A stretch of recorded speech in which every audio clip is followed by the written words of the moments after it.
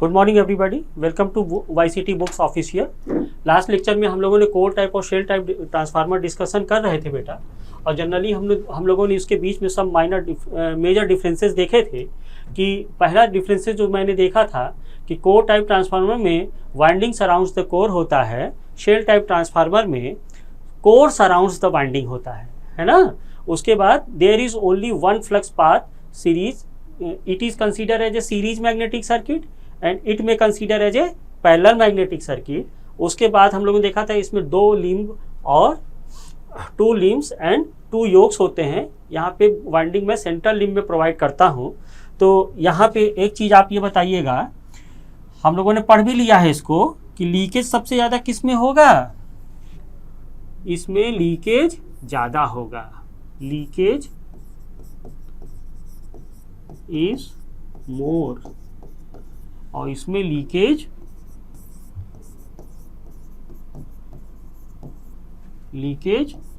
Less होगा, है ना। इसमें मोर होगा, इसमें लेस होगा। ये सब चीज हम लोगों ने देखा था बेटा। अच्छा, जरा उसके बाद ये देखिएगा,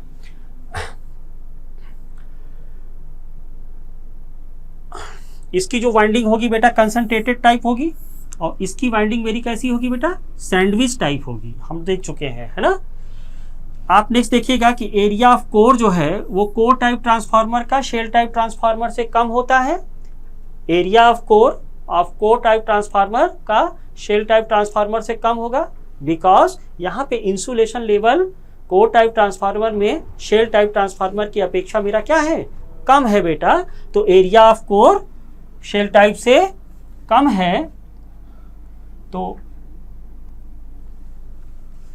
हमारे पास ये रिलेशन निकल के आया कि वोल्टेज पर टर्न हमेशा कांस्टेंट होता है। तो कोर टाइप में क्या होगा बेटा, core type is basically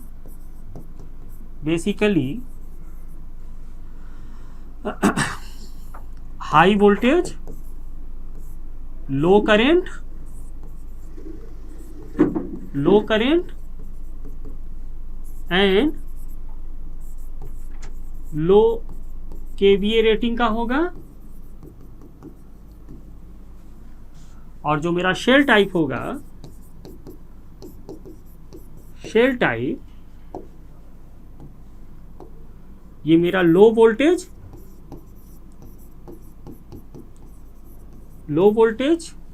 high current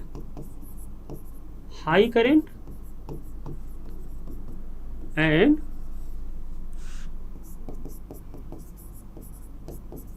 high KVA rating का होगा बेटा, है ना। ये सब चीजें हम लोग पिछले लेक्चर में देख चुके हैं, है ना। लीकेज किस में ज्यादा होगा बेटा, शेल टाइप में ज्यादा होगा, है ना। सॉरी, लीकेज आपका कोर टाइप में ज्यादा होगा, शेल टाइप में आपके लीकेज कम होंगे, है ना। तो these are basic scenario of core construction and winding construction. हम लोगों ने देखा कि कैसे कोर टाइप ट्रांसफार्मर में कंसंट्रेटेड वाइंडिंग होता है, कैसे शेल टाइप ट्रांसफार्मर में हमारा सैंडविच टाइप वाइंडिंग होगा। ये सब चीज़ें हम लोग प्रीवियस लेक्चर में देख चुके हैं। जनरली ट्रांसफार्मर कंस्ट्रक्शंस की अगर मैं बात करूं तो there are several parts, there are some protecting device. तो वो ईच एंड एवरी पार्ट हमारे क्या हैं उसको हम एक शॉर्ट वे में हम लोग देख लेते हैं। तो दीज पार्ट्स आर, देखिए पहला तो आपका आ गया core. It is made from silicon steel or more accurate CRGO steel, है ना। नेक्स्ट है आपका winding.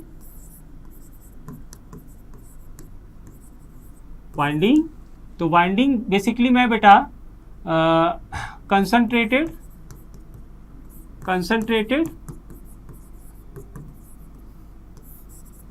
Crossover, helix and disc type की कराता हूं। बेसिकली डिजाइन सेक्टर से और बेटर हो जाएगा। This is for high voltage level and this is for low voltage level binding. Next construction की अगर हम बात करें तो नेक्स्ट है हमारा इंसुलेशन।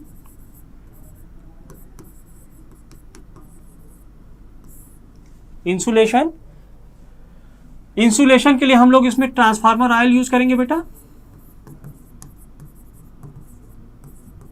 ट्रांसफार्मर ऑयल, इसको मिनरल ऑयल बोलते हैं, mineral oil, and actually it is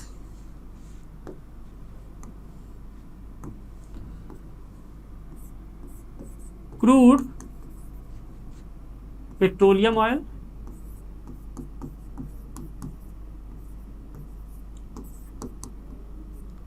crude petroleum oil, it is refined from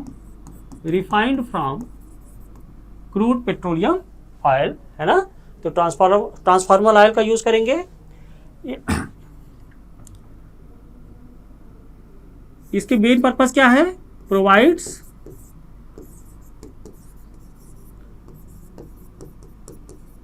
better insulation, provide better insulation,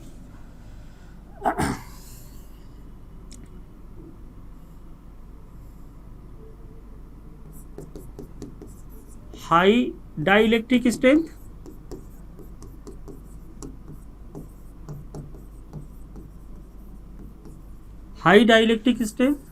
low viscosity,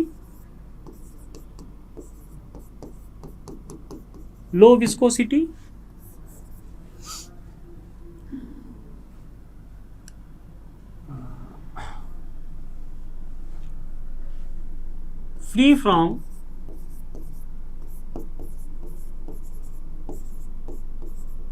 sluggish. These are main criteria of transformer oil. एक तो ये insulation provide करता है बेटा, dielectric strength इसकी बहुत ज़्यादा होगी, डाइलेक्ट्रिक स्ट्रेंथ होने से इस पर डाइलेक्ट्रिक लॉस मिनिमाइज हो जाएगा। लो विस्कोसिटी, है ना, जो ट्रांसफार्मर ऑयल है वो मेरा ट्रांसपेरेंट होना चाहिए, यानी उसकी विस्कोसिटी कम से कम होनी चाहिए, so that it flow through heating medium, है ना। जल्द से जल्द जैसे ही एबनॉर्मल कंडीशन आए, ये जल्दी से जल्दी ट्रांसफार्मर के मेन टैंक को कूल डाउन कर दे, उसके वाइंडिंग को प्रोटेक्ट कराए, है ना। फ्री फ्रॉम स्लजीज, देखिए ट्रांसफार्मर ऑयल को एयर से मिक्सअप नहीं कराना है किसी भी हालत में, इसलिए फ्री फ्रॉम स्लजिश होना चाहिए। एल्काली कंपाउंड और ऑक्सीडेशन इसमें बिल्कुल नहीं होना चाहिए, है ना। नेक्स्ट वन इज, अगर मैं ट्रांसफार्मर के कंस्ट्रक्शंस की बात करूं तो इसमें कूलिंग अरेंजमेंट होता है बेटा, कूलिंग अरेंजमेंट। तो एक तो हम एयर से कूलिंग कराएंगे, दूसरा हम ऑयल से कूलिंग कराएंगे। तो air cooled transformer, air cooled transformer and oil cooled transformer. Air cooled में जस्ट नेचुरली एयर या एयर ब्लास्ट के थ्रू, है ना, natural air cool,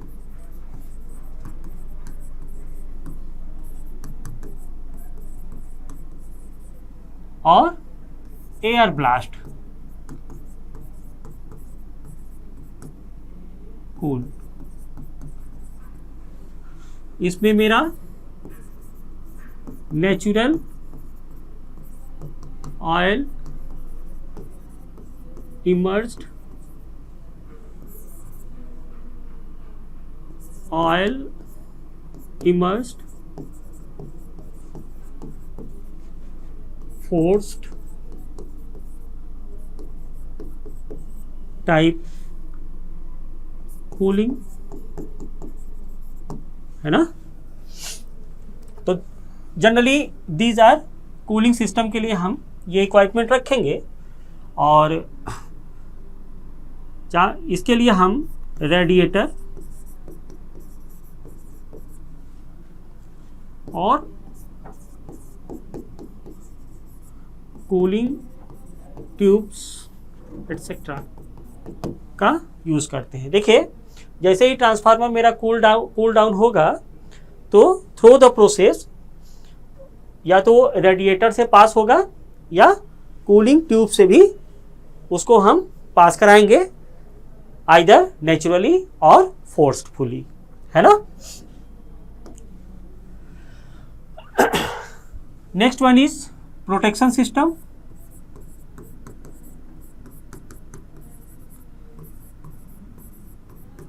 next one is protection system. अब प्रोटेक्शन सिस्टम के लिए इसमें प्राइमरी प्रोटेक्शन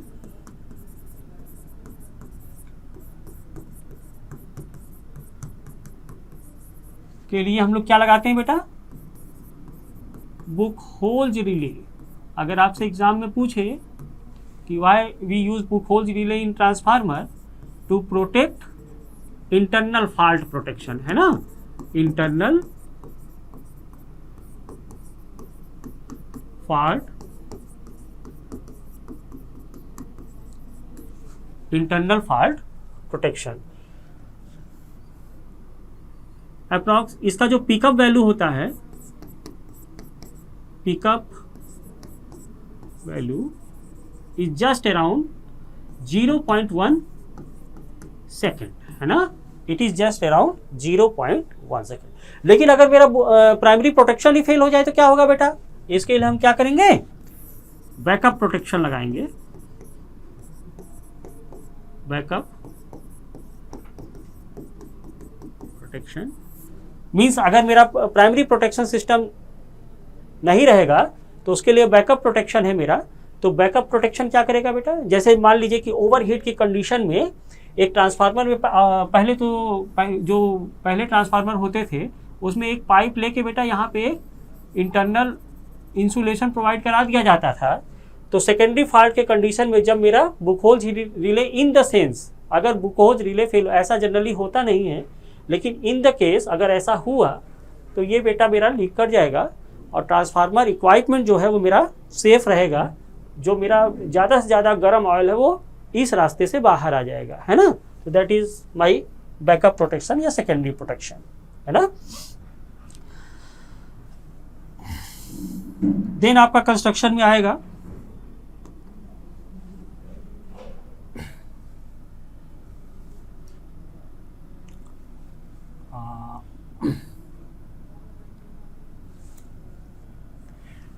टैप चेंजर का भी यूज करते हैं बेटा हम लोग।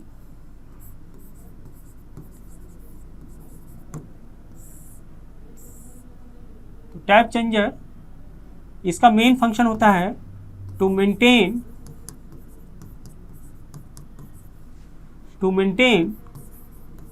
The voltage level. Power system में जब हम लोग वोल्टेज कंट्रोल पढ़ेंगे तो टैप चेंजर को बहुत एडवांस रूप में पढ़ेंगे। To maintain the voltage level of the transmission system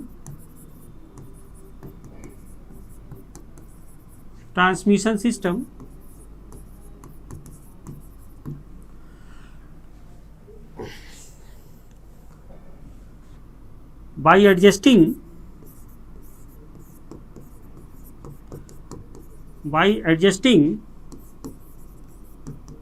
their turns ratio, by adjusting their turns ratio, है ना। जनरली वोल्टेज कंट्रोल कराने के लिए हमको रिएक्टर लगाने पड़ते हैं, शंट रिएक्टर, सीरीज रिएक्टर, है ना, और उसको कंपनसेट कराना पड़ता है। तो टैप चेंजर लगाने से ट्रांसफार्मर में ये मेरा एडवांटेजियस हो गया कि मैं उसके वाइंडिंग के टर्न रेशियो को ही एडजस्ट करके मैं वोल्टेज को मेंटेन करा दूंगा। इसके लिए बेटा ध्यान रखिएगा जो TS TR की जो वैल्यू होती है वो 1 के इक्वल रखना चाहिए। ये हम लोग ट्रांसमिशन सिस्टम, पावर सिस्टम में इसको अच्छी तरीके से देखेंगे। टैप चेंजर दो तरह के होते हैं बेटा। टैप चेंजिंग दो तरह से कराई जाती है। एक होता है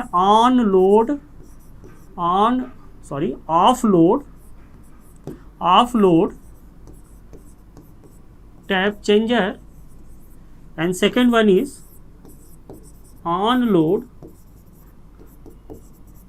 टैप चेंजर, है ना। Second one is on load tap changer. ध्यान दीजिएगा, ये क्वेश्चन पूछ लेता है, it provides it provides always on high voltage side, high voltage side.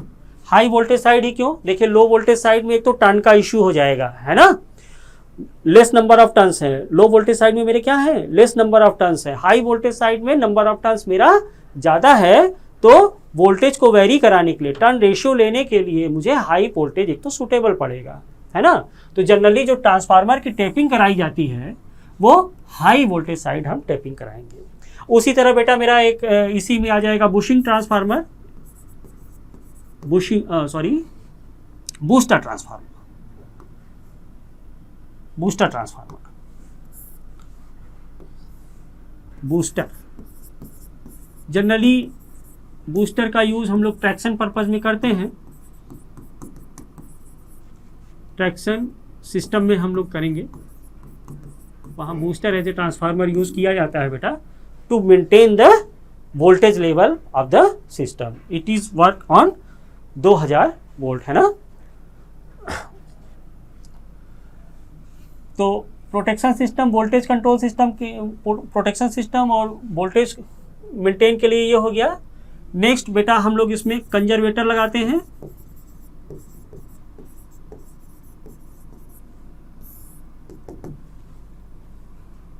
It is basically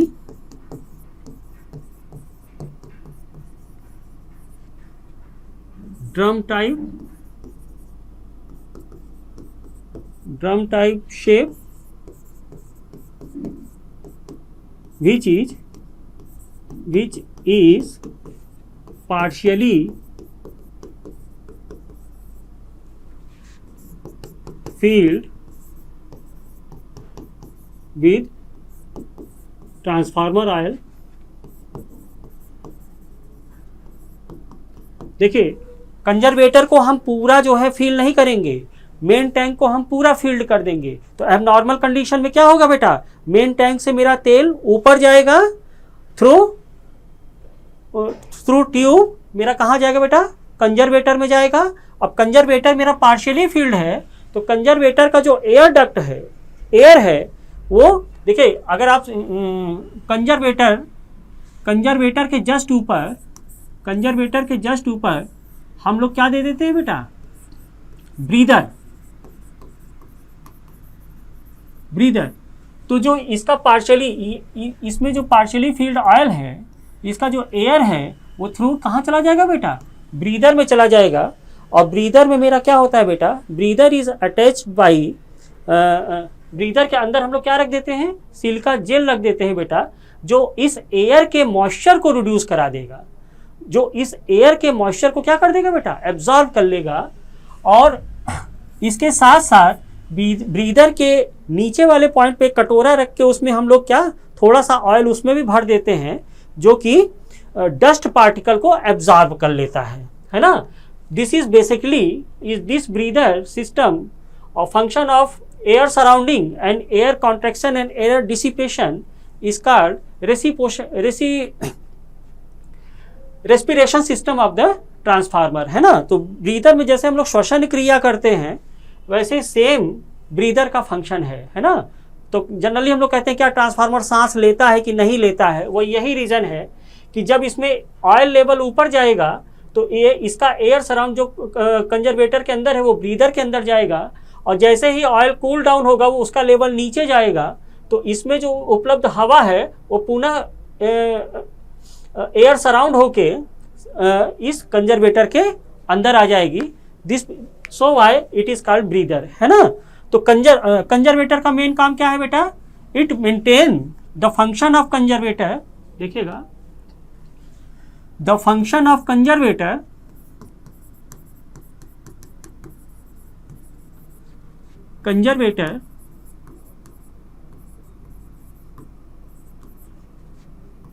is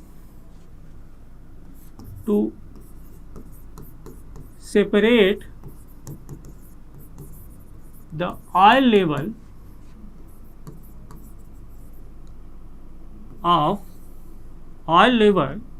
from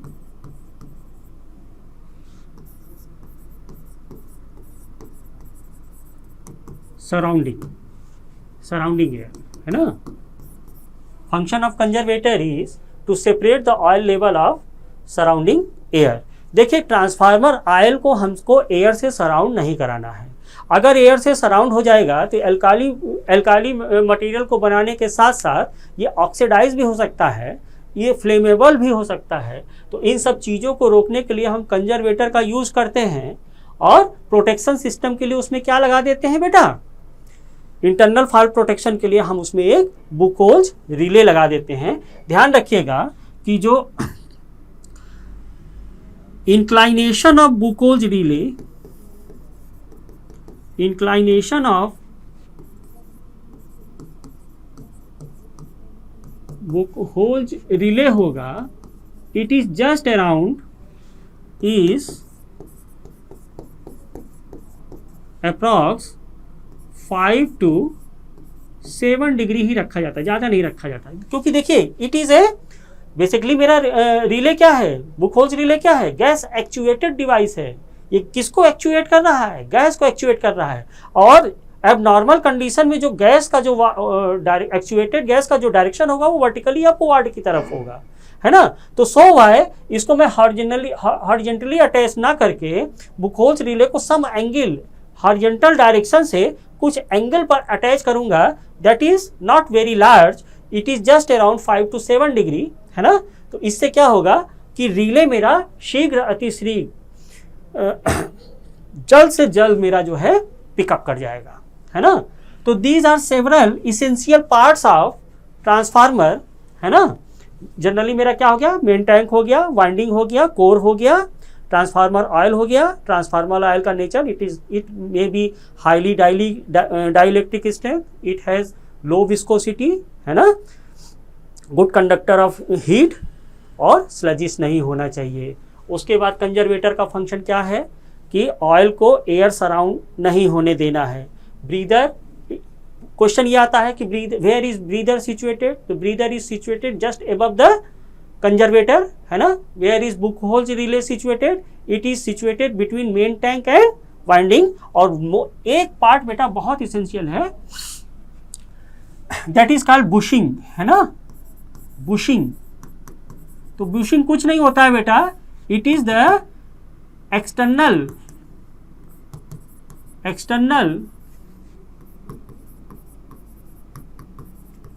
terminals of the transformer. देखिए transformer में पावर एक end से आ रही है, हाई वोल्टेज लेवल से आ रही है, और एक इंड में लो वोल्टेज और हाई वोल्टेज लेवल में जा रही है। तो उस ट्रांसफार्मर को एक्स्ट्रा सर्किटरी से डिस्कनेक्ट कराने के लिए हम लोग बुशिंग का प्रयोग करते हैं। और for low voltage winding just it is basically external terminal, external terminal of transformer made by copper और एल्युमिनियम रॉड, है ना, and insulation are provided between them. तो फॉर लो वोल्टेज वाइंडिंग के लिए जो इंसुलेशन प्रोवाइड कराते हैं that is basically paper और porcelain, and for high voltage winding we are providing condenser type और इलेक्ट्रोलाइट टाइप इंसुलेशन, है ना, इंसुलेशन। तो these are some basic essential features of transformer manufacturing, है ना। डिजाइन पर्पज से अगर आप देखें तो ये बहुत एडवांस लेवल हो जाता है, उसके लिए पूरी बुक ही पढ़नी पड़ती है। तो मैंने एक ट्रांसफार्मर का general scenario for operating point of view से इसके स्टडी स्टेट एनालिसिस के लिए जो main part exam point of view से जो चीज़ें मेरी बनती हैं वो मैंने आपके साथ डिस्कस किया है। यहाँ पे मैं ट्रांसफार्मर कंस्ट्रक्शन को कंक्लूड करूँगा और नेक्स्ट लेक्चर में हम ट्रांसफार्मर की टेस्टिंग से आगे बढ़ेंगे। Thank you very much.